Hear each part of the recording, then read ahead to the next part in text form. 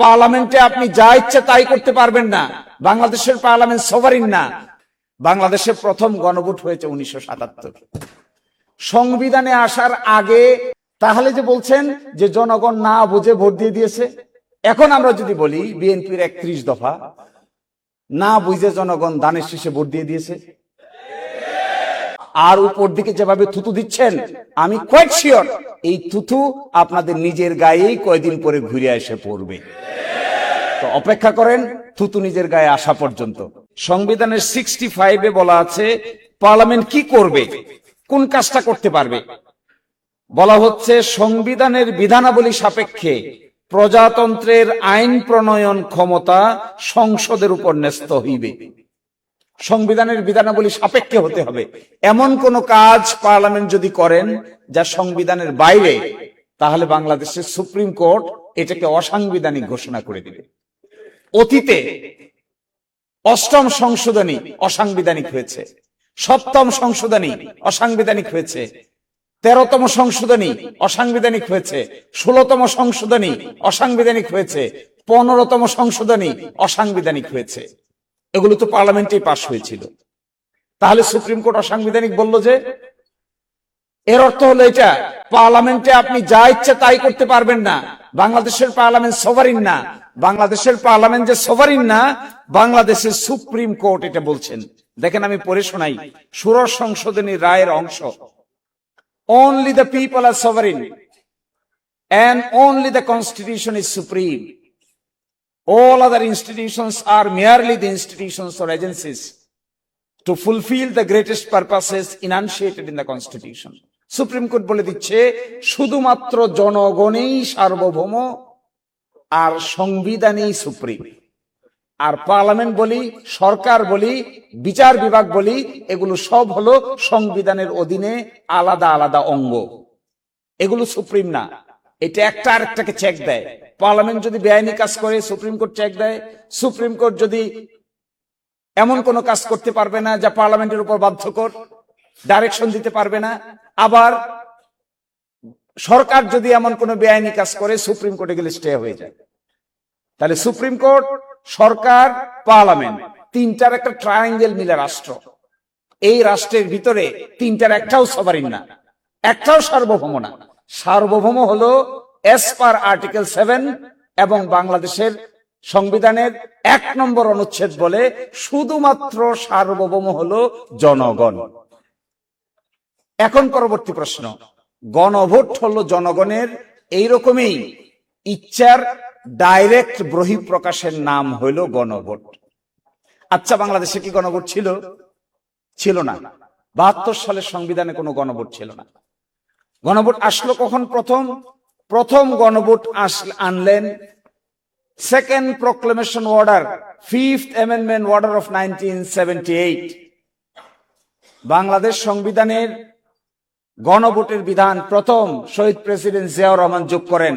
এটা 1978 সালে 15th amendment, second proclamation 15th amendment order 1978। এটা দিয়ে বললেন বাংলাদেশের সংবিধানের প্রস্তাবনা, অনুচ্ছেদ 8, অনুচ্ছেদ 48, অনুচ্ছেদ 56 এবং অনুচ্ছেদ 142 এগুলো যদি সংশোধন করতে হয় তাহলে 142-এর অধীনে গণভোট ছাড়া সংশোধন করা যাবে না। এটা যোগ করলেন 1978। কিন্তু ইন্টারেস্টিং, বাংলাদেশে প্রথম গণভোট হয়েছে 1977। সংবিধানে আসার আগে 30 মে 1977 বাংলাদেশের ইতিহাসে প্রথম গণভোট অনুষ্ঠিত হয়। এই গণভোটের প্রশ্ন কি ছিল? আমি এবার প্রশ্নে ঢুকছি। আমাদের বন্ধুরা বলছেন আমাদের এখনকার গণভোটের প্রশ্নটা নাকি স্পষ্ট না, এই জন্য জনগণ না বুঝে ভোট দিয়ে দিয়েছে। এইটার উত্তরটা দেখেন। এই প্রথম গণভোটের বিধান কি ছিল এবং প্রশ্নটা কি ছিল? প্রশ্নটা আমি পড়ছি। রাষ্ট্রপতি major general Ziaur Rahman BU এবং তার অনুসৃত নীতি কর্মপন্থার প্রতি আপনার আস্থা আছে কি? তো নীতি কি? কয়টা নীতি? আপনারা কেউ, আমরা কেউ বলতে পারবো যে এই কয়টা নীতি? কেউ বলছেন 19 দফা। জনগণ 19 দফা জানে? এই প্রশ্নটা কি সুস্পষ্ট হইল না অস্পষ্ট হইল? আপনারা আমি আমি আবার পড়ি, আপনারা বুঝেন। এগুলো ক্যালকুলেশন, একেবারে ম্যাথমেটিক্স এর মতো ক্যালকুলেশন, এগুলো গরম বক্তৃতার ক্যালকুলেশন না। রাষ্ট্রপতি major general Ziaur Rahman BU এবং তাহার অনুসৃত নীতি, দেখেন তো দেখি অনুসৃত নীতি কতগুলা। ও কর্মপন্থার প্রতি আপনার আস্থা আছে কি? কর্মপন্থা কয়টা? অনুসৃত নীতি কয়টা? এই প্রশ্নের কিন্তু উত্তর খুঁজে পাওয়া বড়ই কঠিন। প্রথম গণভোট গেল, দ্বিতীয় গণভোট বাংলাদেশের ইতিহাসে 21শে মার্চ 1985। এরশাদ সাহেব ক্ষমতায় আসলেন, উনি এসে আরেকটা গণভোটের আয়োজন করলেন। এই গণভোটটা কি? এই গণভোটের প্রশ্ন আমি পড়ছি, 1985 সালের গণভোটের প্রশ্ন। দেখেন, আপনি কি রাষ্ট্রপতি এরশাদের নীতি সমর্থন করেন এবং আপনি কি চান যে নির্বাচনের মাধ্যমে বেসামরিক সরকার গঠিত না হওয়া পর্যন্ত তিনি এই প্রশাসন চালিয়ে যান? তাহলে প্রথম প্রশ্নটা কি? রাষ্ট্রপতি এরশাদের নীতি সমর্থন করেন? তো রাষ্ট্রপতির এরশাদের নীতি তো বহু কিছু, সবটাকেই সমাধান করেন কিনা এই প্রশ্নের উত্তর জিজ্ঞাসা করা হচ্ছে। তৃতীয় গণভোট 15 সেপ্টেম্বর 1991 সালে বেগম খালেদা জিয়ার আমলে প্রেসিডেন্সিয়াল ফর্ম থেকে সংসদীয় ফর্ম, পার্লামেন্টারি ফর্মে আসার সময় আরেকটা গণভোট হয়। সেখানে প্রশ্ন কি? সেখানে প্রশ্ন হলো গণপ্রজাতন্ত্রী বাংলাদেশের সংবিধানের দ্বাদশ সংশোধনী বিল 1991 এর রাষ্ট্রপতির কি সম্মতি দেওয়া উচিত কি না। তো দ্বাদশ সংশোধনী বিলে কি আছে? দ্বাদশ সংশোধনী বিলে কি আছে বাংলাদেশের সাধারণ জনগণ জানে? এটা জানা সম্ভব? আমাদের মতো উকিল মুক্তার রাজনৈতিক দলের লোকেরা না জানা সম্ভব। বাকি তেতুলিয়ায়, টেকনাফে, কোথায় কোন গ্রামের মহিলা সে কি জানে দ্বাদশ সংশোধনী বিলে কি আছে বা কি নাই? তাহলে প্রথম গণভোটের প্রশ্নটা ভ্যাগ, দ্বিতীয় গণভোটের প্রশ্নটা আরো ভ্যাগ, তৃতীয় গণভোটের প্রশ্নটা আরো স্পষ্ট, চতুর্থ গণভোট হলো যা আমরা করলাম। এইটার প্রশ্নটা দেখেন। এটার প্রশ্নটা কি? এটার প্রশ্নটা হলো, আপনি কি জুলাই জাতীয় সনদ বাস্তবায়ন আদেশ 25 এবং জুলাই জাতীয় সনদে লিপিবদ্ধ সংবিধান সংস্কার সম্পর্কিত নিম্ন বর্ণিত প্রস্তাব সমূহের প্রতি আপনার সম্মতি জ্ঞাপন করিতেছেন? 1, নির্বাচনকালীন সরকার তত্ত্বাবধায়ক সরকার হবে, আপনি কি এটার সাথে একমত? 2, আগামী জাতীয় সংসদ দ্বিকক্ষ বিশিষ্ট হবে, একটা উচ্চ কক্ষ হবে, একটা নিম্ন কক্ষ হবে। উচ্চ কক্ষের সদস্য হবে 100 জন। 100 জনের ভিতরে যে দল যে পরিমাণ ভোট পাবে সেই ভোটের আনুপাতিক হারে উচ্চ কক্ষ গঠিত হবে, আপনি কি একমত? 3, জাতীয় সংসদে নারী প্রতিনিধিত্ব, বিরোধী দল হতে ডেপুটি স্পিকার, কয়েকটি সংসদীয় কমিটির সভাপতি নির্বাচন সহ বেশ কয়েকটি বিষয়ে আপনি কি একমত? জুলাই জাতীয় সনদে বর্ণিত অপরাপর সংস্কার রাজনৈতিক দলগুলো তার ইচ্ছা অনুযায়ী করবে। আচ্ছা, এই যে 4টা প্রশ্ন আপনাদেরকে পড়ে শোনালাম, একটা হলো 1977 সাল, একটা হলো 1985 সাল, একটা হলো 1991 সাল, একটা হলো 2026 সাল। এই 4টা প্রশ্নের ভিতরে 26 সালের গণভোটের প্রশ্নটা সবচাইতে সুস্পষ্ট আকারে জিজ্ঞাসা করা হয়েছে। কোথায়? আপনারা যে গণভোটের আয়োজন করেছিলেন সেখানে বলেছেন কি, মেজর জিয়াউর রহমান কর্তৃক গৃহীত সকল নীতি পদ্ধতির সাথে কি আপনি একমত? এটা কোন সুস্পষ্ট প্রশ্ন হলো? 85 সালে এরশাদ সাহেবের সঙ্গে গৃহীত সকল নীতি পদ্ধতির সঙ্গে একমত, এটা কি সুস্পষ্ট প্রশ্ন হলো? 91 সালে দ্বাদশ সংশোধনীতে গৃহীত সংবিধানের বিলের সাথে আপনি একমত কি না স্পষ্ট হলো? নাকি তত্ত্বাবধায়ক সরকার আপনি মানেন কি মানেন না এটা স্পষ্ট হলো না? তাহলে যে বলছেন যে জনগণ না বুঝে ভোট দিয়ে দিয়েছে, আমি খুব অবাক হই এদের আর্গুমেন্ট দেখে। এদের argumentative capacity is very poor. কেন জানেন? এখন আমরা যদি বলি বিএনপির 31 দফা না বুঝে জনগণ দানের শীষে ভোট দিয়ে দিয়েছে, কি হবে? কথাটার উত্তরটা কি হবে? এই 4টে প্রশ্নের উত্তর ব্যালটে ছিল না? 4টে প্রশ্ন, এই 4টে প্রশ্ন আমরা যদি না বুঝে জনগণ ভোট দিয়ে দিয়েছে আর্গুমেন্ট করেন, তাহলে 31 দফা জনগণ বুঝে ভোট দিচ্ছে আপনাদের? তাহলে বোঝা যাচ্ছে এই গণভোটের সোর্স হলো সংবিধান, গণভোটের সূচনাকারী হলো বিএনপি, গণভোট অমান্যকারীও হইল বিএনপি। এখন তারা কি পারবেন এটা করতে? অতীতে যখনই অমান্য করেছেন তখনই ক্রাইসিস হয়েছে। আমি দেখাচ্ছি আপনাকে কোথায় ক্রাইসিস হয়েছে। বড় ধরনের ক্রাইসিসের জন্ম হয়েছে কখনো সাংবিধানিক ক্রাইসিস, কখনো পলিটিক্যাল ক্রাইসিস। বাংলাদেশে তত্ত্বাবধায়ক সরকারের 1991 সালে বিচারপতি শাহাবুদ্দিনের নেতৃত্বে যে নির্বাচন হয় তার আগে 3 জোটের রূপরেখা হয়।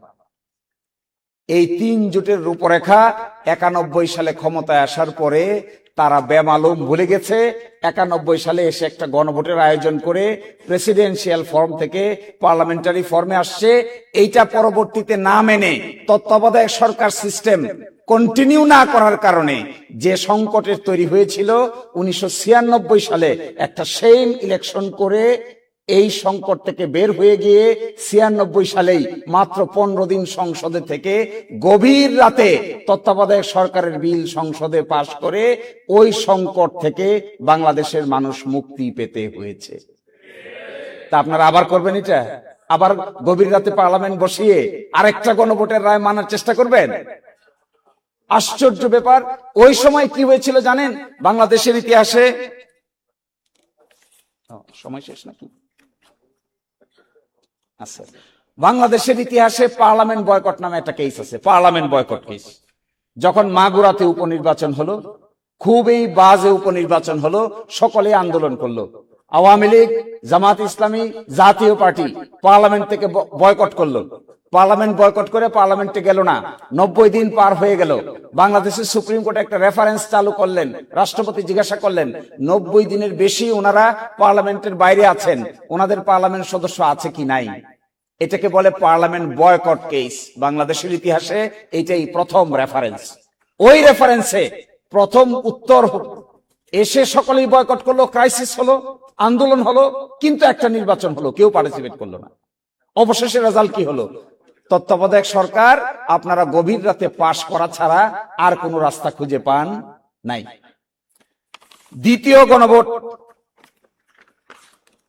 1985 সালে যে গণভোট অনুষ্ঠিত হয়, এরশাদ সাহেব করেন, এটাতেও তেমন কোনো পার্টিসিপেশন ছিল না, কেউ অংশগ্রহণ করে নাই, একতরফা গণভোট, কিন্তু অনেক ভোট কাজ দেখানো হয়। অবশেষে সেই ভোটে কি হয়? শেষ পর্যন্ত 90-এর গণঅভ্যুত্থান হয় এবং এরশাদ সাহেব বাধ্য হন চলে যেতে। আবার 1991 সালে বেগম খালেদা জিয়া এসে যে গণভোট করেন, ওই গণভোটের রায় মেনে নিয়ে তারা পার্লামেন্টারি গভর্নমেন্ট চালু করেন। কিন্তু সেখানেও 91 সালে এসে 96 সালে এই সিস্টেমটা ঠিক রাখতে পারেন নাই। সবচাইতে জটিল প্রশ্ন, গতকালকে দেখলাম আমাদের মিস্টার হোম মিনিস্টার বলেছেন যে গণভোট বৈধ। শুনেছেন কালকে? উনি আইনের একটা নীতি আছে, এটাকে বলে ফ্যাক্টাম ভ্যালিড। আপনারা দেখবেন একটা ইংরেজি শব্দ এখানে উনি ব্যবহার করেছেন, এটা মূলত ল্যাটিন শব্দ, ফ্যাক্টাম ভ্যালিড। ফ্যাক্টাম ভ্যালিড মানে হলো এটা যেটা আসলে বৈধ না কিন্তু হয়ে গেছে তাই বৈধ। কেমন কি? যেমন আপনি অপ্রাপ্ত বয়স্ক একটা ছেলে একটা মেয়ে বিয়ে করে ফেলেছে, সন্তানের জন্ম হয়ে গেছে, আইনে বলা আছে 18 বছর আর 21 বছর, কিন্তু বিয়ে করে ফেলেছে 15 বছর আর 17 বছর। বিয়েও করে ফেলেছে, সকলে দাওয়াত খেয়ে ফেলছে, অনুষ্ঠান হয়ে গেছে, সন্তানের জন্ম হয়ে গেছে। এই ক্ষেত্রে আমাদের আইনে একটা নীতি বলে, এটাকে বলে ফ্যাক্টাম ভ্যালিড। ফ্যাক্টাম ভ্যালিড হলো বিয়ে যেহেতু হয়ে গেছে, সকলেই যেহেতু মেনে নিয়েছে এবং যেহেতু সন্তানের জন্ম নিয়েছে, আইন অনুযায়ী 18 এবং 21 বছর না হলেও এই বিয়েটা বৈধ বিয়ে। তো বাংলাদেশের এই পার্লামেন্ট যে গণভোট হয়েছে, উনি কালকে স্বীকার করেছেন, প্রথম দেখলাম ফ্যাক্টাম ভ্যালিড হয়েছে। ফ্যাক্টাম ভ্যালিড যদি স্বীকার করেন তাহলে অবশ্যই আপনাকে সংবিধান সংস্কার পরিষদের মিটিং ডাকতে হবে। কারণ কি? কেন ডাকতে হবে? কারণ এখানে দেখেন, ফ্যাক্টাম ভ্যালিড স্বীকার করে তো বিপদেই পড়ছে। আমরা এটা নিয়ে এখন অনেক কথা বলবো। দেখেন, গণভোটে উপস্থাপিত প্রশ্নের উত্তর প্রদত্ত সংখ্যাগরিষ্ঠ ভোট হ্রাস সূচক হইলে কি হবে? তো স্বীকার করছেন তো গণভোট হয়েছে, বলেন এটা বৈধ তো। কালকে দেখবেন বারবার বলছেন বৈধ তো। বৈধ তো, ফ্যাক্টম ভ্যালিড এই কারণে বৈধ তো ফ্যাক্টম ভ্যালিড যদি বৈধ হয় তা পরবর্তী কাজ কি আপনাদের কাজ হলো গণভোটে উপস্থাপিত প্রশ্নের উত্তরে প্রদত্ত সংখ্যাগরিষ্ঠ ভোট হ্রাসসূচক হইলে কি করবেন? নির্বাচিত প্রতিনিধিদের সমন্বয়ে একটি সংবিধান সংস্কার পরিষদ গঠিত হইবে। তাহলে এখন গঠন করেন, এখন ডাকেন। বলছেন তো বৈধ, তাহলে ডাকেন না কেন? এখন ডাকতে হবে। যদি না ডাকেন তাহলে আপনি এটাকে নিজের বিরুদ্ধে নিজে অবস্থান নিতে হবে। আশ্চর্য কাণ্ড কারখানা। আরেকটা, আমার সময় শেষ, আর অল্প কথা বলি, আমি শেষ করে দিচ্ছি। দেখেন, খুবই আশ্চর্যজনক ব্যাপার। ইন্দিরা গান্ধী একসময় প্রাইম মিনিস্টার ছিলেন 1971 সালে। থাকা অবস্থায় রাজনারায়ণ নামে এক লোক ছিল, তার সঙ্গে ইলেকশনে দাঁড়ায়। ইলেকশনে দাঁড়ানোর পরে ইন্দিরা গান্ধী জিতে যায় 11,173 ভোটে ইন্দিরা গান্ধী জিতে যায়। তখন তিনি প্রাইম মিনিস্টার। রাজনারায়ণ গিয়া হাইকোর্টে মামলা করে যে ভুয়া ইলেকশন করে ইন্দিরা গান্ধী আমার হারাই দিয়েছে। হাইকোর্ট বলে কথা ঠিক, ইলেকশন ভুয়া, ইন্দিরা গান্ধী ভোট জালিয়াতি করে রাজনারায়ণকে হারিয়ে দিয়েছে। এর বিরুদ্ধে ইন্দিরা গান্ধী প্রাইম মিনিস্টার তখন সুপ্রিম কোর্টে আপিল করে। সুপ্রিম কোর্টে আপিল করলে পরে সুপ্রিম কোর্ট আপিল পেন্ডিং থাকা অবস্থায় ইন্দিরা গান্ধী সংবিধান পরিবর্তন করে ফেলে। যেহেতু প্রাইম মিনিস্টার, ভারতের ইতিহাসে সবচাইতে চাতুরীপূর্ণ কাজ এটা। তার বিরুদ্ধে মামলা, হাইকোর্টে মামলা হেরে গেছে। এই সময় সংবিধান সংশোধন করে বলতেছে নির্বাচন নিয়ে কোন আইন কিংবা কোন আদালত কোন ধরনের কোন আদেশ দিতে পারবে না। সুপ্রিম কোর্ট বলছে এই যে সংশোধনী আপনি করলেন, সংশোধনী করে এই কথা বললেন যে কোনো আদালতে প্রশ্ন উত্থাপন করা যাবে না, এই সংশোধনীকে ভারতের সুপ্রিম কোর্ট অসাংবিধানিক ঘোষণা করে দিল। ইন্দিরা গান্ধী কিন্তু তখন সিটিং প্রাইম মিনিস্টার। একটা বিরাট ক্রাইসিস দেখা দিল। আমার মনে হয় এখন আমাদের আদালতে যে জিনিসটা পেন্ডিং আছে, গতকালকে ওনারা বলেছেন যে আদালতে পেন্ডিং আছে, আগামী 19 তারিখে আদালত খুলবে। খোলার পরে আমরা আশা করছি সংবিধান সংস্কার বাস্তবায়ন আদেশের প্রশ্ন উত্থাপিত হবে। যদি বাংলাদেশের আদালত তার মেরুদণ্ড সোজা করে দাঁড়াতে পারে, তাহলে এই ক্ষেত্রে তাদের উচিত হবে সরকারের বিরুদ্ধে রায় দেওয়া। গণ অভ্যুত্থান কি সংবিধান মেনে হয়? জগতে কোথাও শুনছেন কেউ এই কথা বলে যে গণ অভ্যুত্থান হয়েছে সংবিধান মেনে? সংবিধান মেনে তো গণ অভ্যুত্থান হয় না। গণ অভ্যুত্থান হয়েই তো বাইরে থেকে, এবং একইভাবে এখানে বাইরে থেকে হয়েছে। এখন এটাকে আদালতের সাবজেক্ট ম্যাটার বানিয়েছেন। আমি আপনাদেরকে লাস্ট অনুরোধটুকু এটাই করার, আমার কনক্লুশনটা এটা যে যদি গণভোটের ফলাফল মেনে নিয়ে সংবিধান সংস্কার সভার বা পরিষদের অধিবেশন ডাকা না হয় এবং সংস্কার থেকে সরে যাওয়া হয়, সংবিধান সংস্কার সভার অধিবেশন চলার কথা 180 দিন, 180 দিন পরে এটা বিলুপ্ত হয়ে যাওয়ার কথা। তারপরে 180 দিনের পরে আর 30 দিন পরে উচ্চকক্ষ হয়ে যাওয়ার কথা। পার্লামেন্ট ভেঙে দুই টুকরা হয়ে যাওয়ার কথা, একদিকে নিম্নকক্ষ, একদিকে উচ্চকক্ষ। উচ্চকক্ষ গঠিত হওয়ার কথা 100 জনকে নিয়ে। তার মধ্যে ভোটের পার্সেন্টেজ অনুযায়ী বিরোধী দলীয় জোট প্রায় 40% ভোট পেয়েছে, 100-র ভিতরে 40 পাওয়ার কথা, আর বাকিগুলো অন্যরা ভাগযোগ করে পাওয়ার কথা। এই কর্মকাণ্ড যদি আপনারা প্রদর্শন না করেন আর গণভোটের রেজাল্টটা মেনে পরবর্তী পদক্ষেপ যদি না নেন, তাহলে এটা হবে বাংলাদেশের ইতিহাসে, আমার মনে হয় বাংলাদেশ না, আমি এখানে 26টা দেশের নজির নিয়ে আসছিলাম, এত কিছু বলার এখানে চান্স নাই। একেবারে সুইজারল্যান্ড থেকে শুরু করে সর্বশেষ শ্রীলঙ্কা পর্যন্ত এই 26টা দেশে একটা উদাহরণ নাই যে পৃথিবীতে মানুষ গণভোটের রায় মানে নাই, এইরকম কোন উদাহরণ দুনিয়ার ইতিহাসে আর একটাও নাই।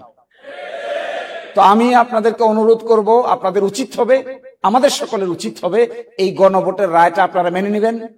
You will comply with the referendum, and according to the referendum you will comply with the other provisions of the order, and you will call for some constitution reform, অ্যাসেম্বলির মিটিং ডাকবেন, সেই মিটিং 180 দিনের মধ্যে শেষ করবেন। শেষ করার পরে দ্বিকক্ষ বিশিষ্ট পার্লামেন্ট হয়ে যাবে, সংস্কারগুলো বাস্তবায়ন করবেন, গণভোট ইমপ্লিমেন্টেড হবে। তখনই বাংলাদেশ একটা নতুন যাত্রার সূচনা হতে পারে। আর যদি তা না হয়, তাহলে যেই লাউ সেই কদই থেকে যাবে। আরেকটা সাংবিধানিক ক্রাইসিস তৈরি হচ্ছে, অনাস্থার ক্রাইসিস তৈরি হচ্ছে, কোর্টে গিয়ে ক্রাইসিস তৈরি হচ্ছে। আমি খুব অবাক হই, এই রাজনৈতিক প্রশ্নের সমাধান তারা কোর্টে নিয়ে গেছে।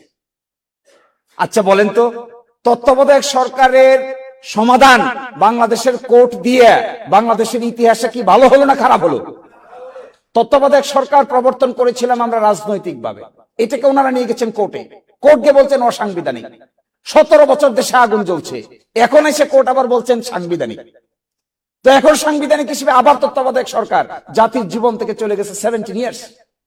This approach is a bad approach, chaotic approach, destructive approach, unconstitutional approach, unpolitical approach, unstable approach. একটা responsible political party must take responsible approach.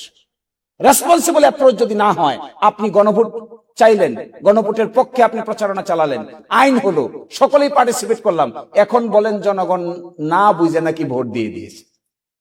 আরে কি সেই এটা লজ্জার তো একটা সীমা থাকা দরকার। এবং লজ্জা হলো ইমানের, এটা যাদের থাকবে না এদেরকে আমার সিনিয়র ব্যারিস্টার আব্দুর রাজ্জাক সাহেব বলতেন, there are some missile which are unguided missile. আপনি যদি মিসাইল ছুড়েন আর মিসাইলের নিয়ন্ত্রণ নিজের হাতে রাখতে না পারেন, এই মিসাইল কার বাড়িতে কোন শিশুকে কোন নারীকে হত্যা করবে এটা আপনি কোনোদিনই খুঁজে পাবেন না। কারণ this is what is an unguided missile. আর উপর দিকে যেভাবে থুতু দিচ্ছেন, আমি কোয়াইট শিওর এই থুতু আপনাদের নিজের গায়েই কয়দিন পরে ঘুরে এসে পড়বে। তো অপেক্ষা করেন থুতু নিজের গায়ে আসা পর্যন্ত। বাকিটা সবাই ভালো থাকবেন। আসসালামু আলাইকুম।